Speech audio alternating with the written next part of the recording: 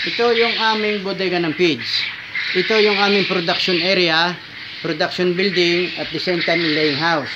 Ito ay aming ipapakita sa unang pagkakataon sa Madla. Sa pag-asang doon sa mga wala pang idea na gustong mag-alaga ng pugo, ay kahit konti ay kami ay makatulong. Para naman mapalaki natin ang ating pugo industry. Dahil sa linya ng business, ang ating quail industry ay hindi pa kilala at napakaliit. Dahil kukunti pa ang may tamang kaalaman para mag-alaga ng volume ng ating quail. Maraming may alaga pero hindi ganoon kalaki ang volume. So sa pamamagitan ng aming pagbibigay ng kaalaman na nagbuhat sa aming karanasan, sana kami ay magkaroon ng kaunting tulong doon sa gustong mag-alaga. Ipapakita namin sa inyo ang aming sariling design ng cages at ng mga kagamitan nito. Ito ang aming sariling design ng cages. 3 layer lang siya. May space para sa hangin. Ito, bawat isang painuman, ito ay mahaba hanggang sa dulo. May isang gripo. Dahil kung ang haba ng aming building na ito, ng aming cages, ay 78 meters. Ngayon, 78 meters, bago nyo ito malagyan ng tubig, yung isang lang linya na ito ay baka 1 oras na. Dahil ito ay estimate, ito ay kumakarga ang painuman nito ng mga 20 galon. So sa 20 galon, bago natin masalinan kung manual matagal. Ngayon, ang ating patukaan ay nasa ilalim ng ating painuman. Ito ay stainless din. Ito ay meron ding Amazon wire na protection na huwag matapon ang ating feeds. Ito ang dahilan kung bakit namin ginawang nasa ilalim ang patukaan at nasa ibabaw din ang painuman na parehong nasa harap. Ang likod namin para sa ating waste na hindi na tayo naghahakot ng ipot, ang tinatawag namin sa building natin ito ay high-rise building, elevated. Ito ay nakaangat ang ating building, ang ipot ay nasa ilalim. So hindi tayo pwedeng maglagay dito sa likod ng painuman.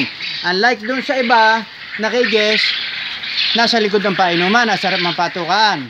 Ito naman, kung bakit aluminium ang aming inilagay na painuman, sa aming karanasan, nung kami ay gumamit ng painuman na yari sa PVC, namamaluktot ito at hindi magandang lagyan ilaw hindi magandang gamitin, lalo na sa mass production.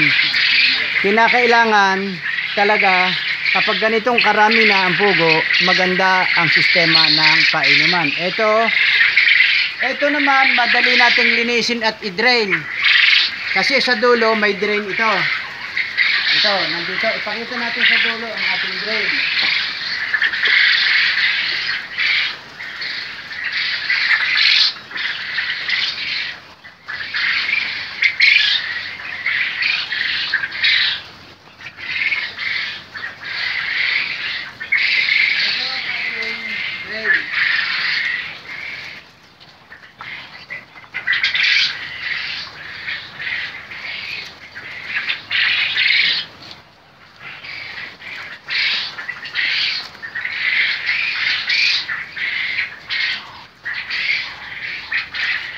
Ito ang ating drain.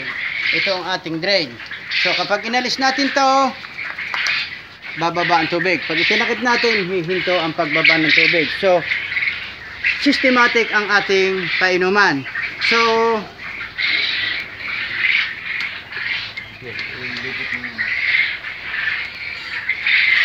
kunin mo yung kareta ng pang feeds.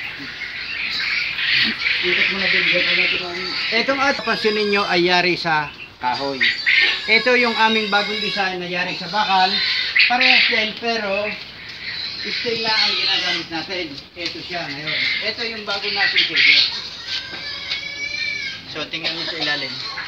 So ito ngayon, naka high rise ang ating building. Nandyan sa ilalim ang ipot natin. At ito, mayroon tayong mga bintana for proper ventilation. Hindi trapal ang ating ginagamit kasi ang laman ng building na ito ay 48,000. So masyado nang mainit.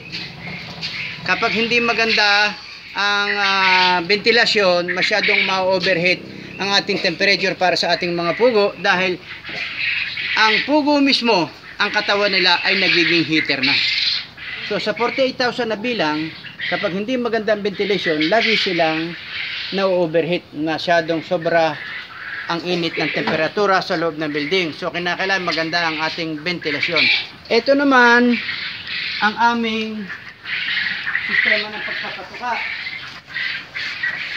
Dahil mahaba ang dulo ng aming building, ito ay ginagawang kareta na lamang. Hilahin mo dyan.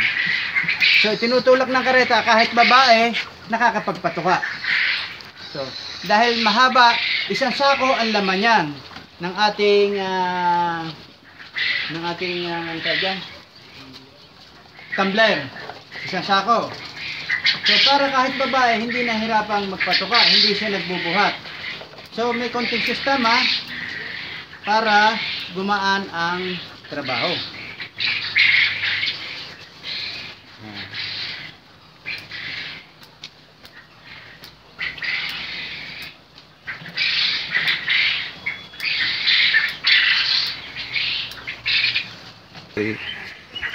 Okay, dito nanggagaling ang ating tubig. Ito ay may proper installation ng pinanggagalingan ng ating water supply.